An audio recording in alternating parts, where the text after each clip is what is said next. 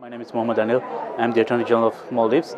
I work closely with our tourism minister. He was unfortunately unable to attend.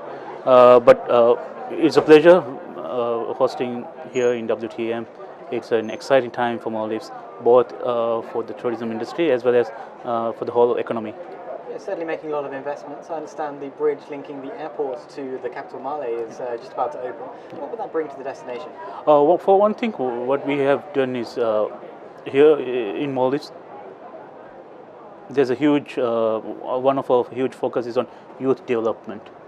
With that, of course, because about 70% of our population is youth. So we are very much targeting on empowering the youth, getting them more jobs, getting them the social aspects of it, housing, sport arena, and things like that.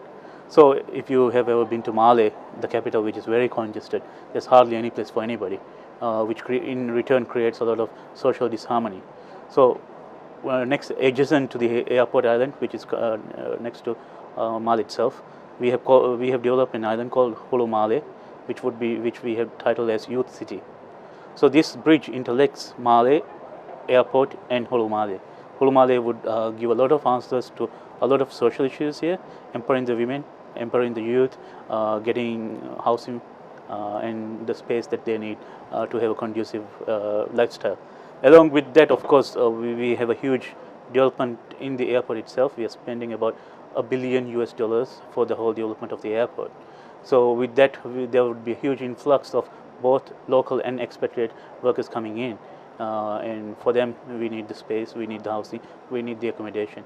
And with the whole Male development, we believe it could potentially house 2/3 of the whole population of Maldives. Sorry.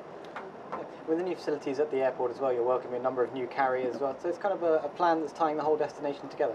Yeah, our constraint in developing the tourism from the current de facto position is that we are now limited to 1.5 million arrivals per year because of our capacity in the airport. So in order for us to move forward, we need to expand our airport, the facilities in our international airport. So this is exactly why we have taken a huge debt on that, about over $1 billion. But at the same time, we believe it will have a huge impact, positive impact on our economy.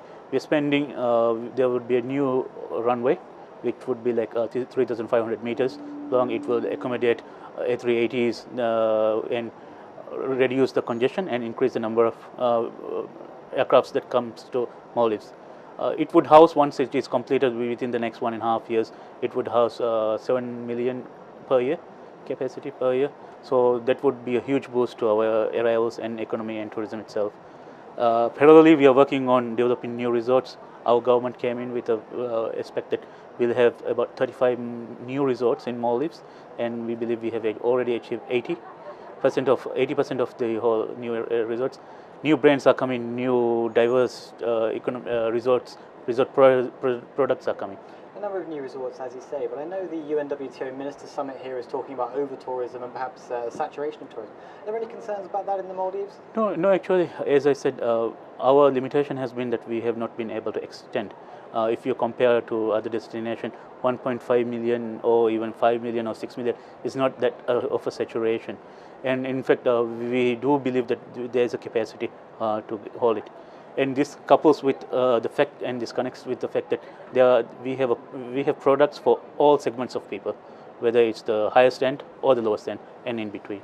Okay. I understand you had taken the title of Indian Ocean's leading beach destination at the World Travel Awards. How important are accolades like that from the industry to develop your product? We believe Maldives is envisaged by a lot of people in the world. It is seen as a paradise in the Indian Ocean. We have some of our main competitors in this region as well, but we would like to distinguish ourselves with the quality of products that we produce, with the level of service that we give, and of course coupled with the natural beauty that we have. Okay, well, congratulations, and thank you very much for joining us today. Pleasure meeting you.